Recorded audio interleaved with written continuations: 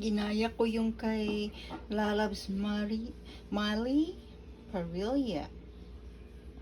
So, ayan yung garlic bread na ano. So, ayan na siya. So, ilalagay na natin siya sa oven. Hindi ko na kinuhanan how to make it kasi ewan ko.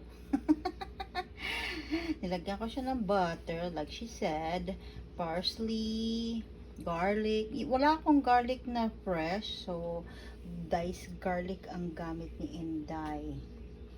So, pwede na siguro yun. Yung sliced garlic.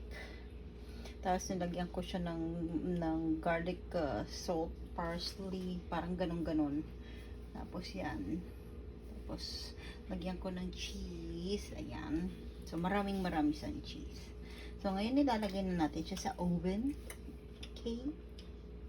So, ayan guys. A few moments later.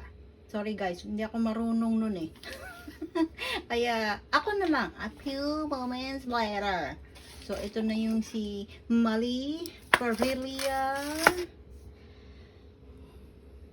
Bake Bread. Cheese bread, whatever, kung ano man yan tawag niya. So, ayan na siya guys. Ewan ko, bakit napunta yung cheese, puro lahat sa loob. So, ayan na siya.